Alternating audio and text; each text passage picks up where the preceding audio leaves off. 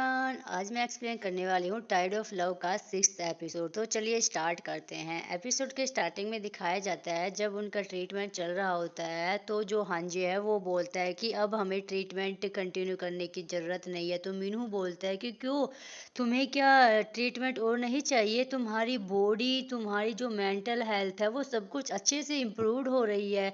तो हांजे बोलता है कि हाँ, तुम सही कह रहे हो, मेरी बॉडी, मेरी मेंटल स्टेट, मेरी मेंटल हेल्थ ये सब इम्प्रूव हो रही है।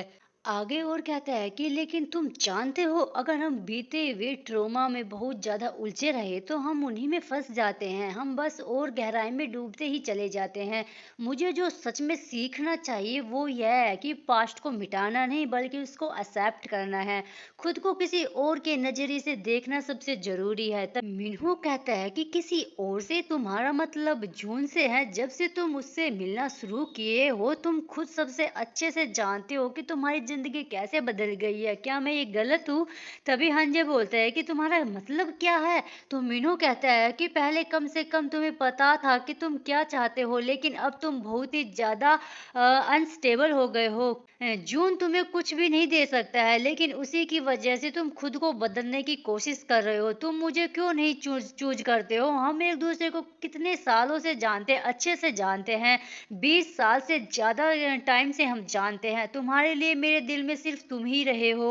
ओ- और तो फिर तुम मुझे क्यों नहीं चूज करते हो? कम से कम मैं सोचता था कि मैं तुम्हारे लिए कोई खास हूँ। हांजी कहता है कि मैं जून के साथ रहना इसलिए पसंद किया क्योंकि वही है जो वो है, इसके अलावा कोई और वजह नहीं है। वो और मैं अलग अलग दुनिया में पले बड़े हैं, लेकिन उसकी रोशनी मेरे दिल के अंधेरे को रोशन करती है। तुम सही हो कि अभी भी मेरे दिल में कुछ ऐसे अंधेरे कोने हैं जहां उसकी रोशनी नहीं पहुंची है, लेकिन फिर भी मैं जोखिम लेना चाहता हूँ कि शायद एक दिन वो पूरी तरह से मुझे रोशन कर दे। मिन्हो, मैं तुम्हें 20 साल की दोस्ती को नकारना नहीं चाहता हूँ। उन अच्छे पलों के लिए थैंक यू, बट कुछ चीजें जबरदस्ती नहीं की जा सकती, और आगे से यहाँ दोबारा मत आना। ये कहकर फिर वो वहां से चला जाता है। आगे दिखाया जाता है कि मिन्हो गुस्से में चला जाता है। जून बोलता है कि ये इतनी जल्दी क्यों चला गया है? तो जो दूसरा दोस्त होता है उसका तो वो बोलता है कि शायद किसी से हर्ट हो गया है, चलो तुम अपना फोकस करो यहाँ पे। तो वो इतने में ही वहां पर हंजी उनको देख लेता है और उसके कंधे पर हाथ रखकर वो उसके बिल्कुल क्लोज रहता है, और ये सब देखकर हंजे तो बस आग बबूला हो जाता है। आगे दिखाया जाता है कि जब वो उसको जब जाने के लिए कह रहा था वो चला जाता है, तो उसके अपने मन में कह रहा था कि उसने कहा कि अब तो मैं अच्छी ड्राइंग करने लग गया, मैं थोड़ा इम्प्रूव कर गया हूँ।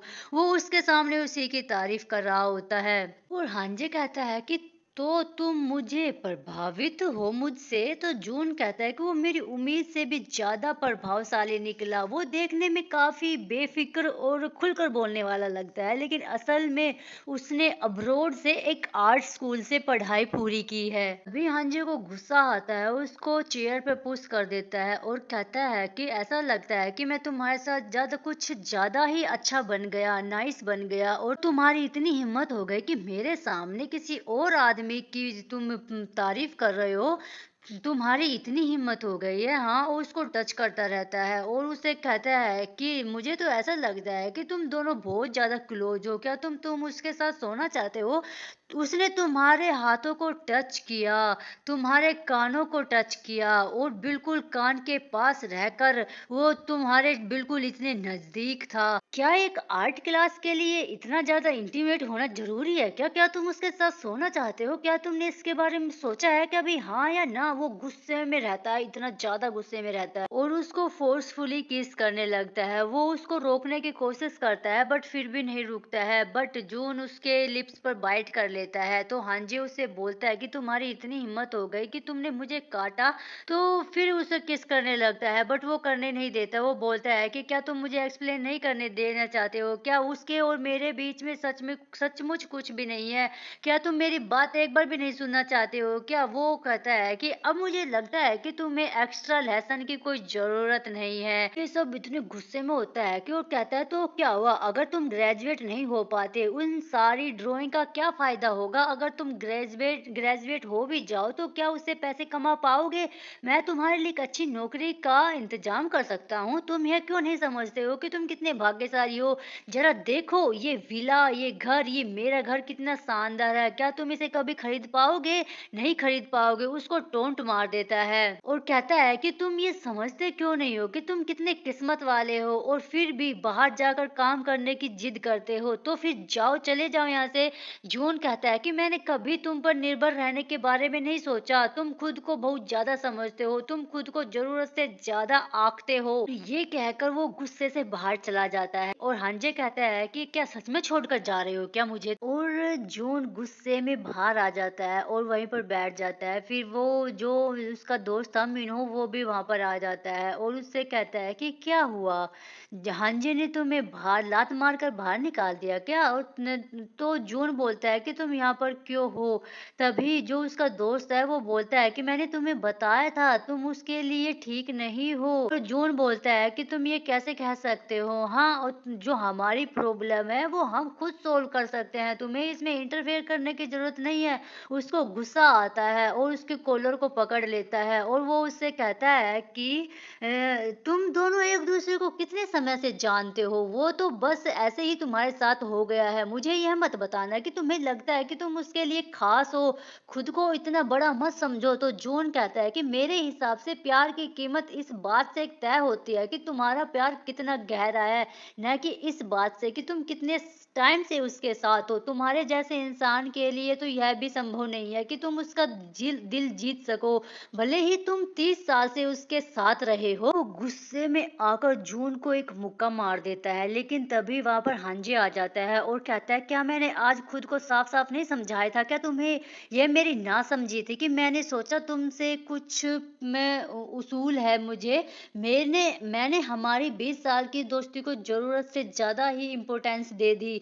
पुराने दिनों की खातिर मैं और कठोर नहीं होना चाहता, इसलिए अभी इसी वक्त मेरी नजरों के सामने चले जाओ और कभी दोबारा मत आना। और ये देखकर जॉन बहुत ज्यादा खुश होता है कि हांजे ने मुझे बचाया है, तो उसके साथ वो अंदर चला जाता है। आगे दिखाया जाता है कि जब वो बैठा रहता है तो हांजे उसके लिए कुछ करने वाला होता है, तो जून बोलता है कि मैं ये खुद कर लूंगा। तभी हांजे बोलता है कि हिलो मत और कहता है कि तुम इतनी देर से बाहर थे, तुम्हारी किस्मत अच्छी थी कि तुम ठंड से जमकर मर नहीं गए। तो वो कहता है क्या तुम अभी भी गुस्सा हो मुझसे। तो हांजे बोलता है कि यह सवाल तो मुझे तुमसे पूछना चाहिए, अभी गुस्से में कौन बाहर गया था। तो जून कहता है कि मुझे उम्मीद नहीं थी कि मैं इतनी दूर तक चला जाऊंगा, मैं गुस्से से बाहर निकल गया था, लेकिन जितना सोचा था उससे कहीं ज्यादा दूर चला गया था। हांजे कहता है कि तुम जानते हो क्या, तुम बिल्कुल किसी ट्रेजेडी की फीमेल लीड की तरह बिहेव कर रहे हो। तो जून बोलता है कि तो फिर तुम चलो मेल लीड बन जाओ उसमें। और फिर वो वही उसके शोल्डर पर अपना सर रखकर वो बातें करते रहते हैं। आगे दिखाया जाता है कि मीनू और वो मतलब दोनों दोस्त हांजे के साथ में बैठे रहते हैं। तो बोलता है कि क्या हुआ, हांजे ने तुम्हें पिक नहीं किया क्या, चूज नहीं किया क्या। जो उसका दोस्त रहता है वो बोलता है कि तुम जानते हो वो कैसा है और उसको क्या पसंद है क्या पसंद नहीं है। और कहता है कि एक बार जब वो कोई फैसला ले लेता है तो वो कभी पीछे नहीं हटता, खासकर जब बात उसके खास इंसान के साथ हो, उसके दर्द की दवा की हो। वो जून की है जिसे सच में वो बचाना चाहता है और तुमने हद पार कर दी, तुमने उसे चोट पहुंचाने की कोशिश की है जिसे वो बचाना चाहता है। तुम नाकाम रहे लेकिन तुम उसकी जिंदगी में दखल दे रहे हो। तो वो कहता है कि हमारी 20 साल की दोस्ती 6 महीने के रिश्ते से कैसे हार सकती है।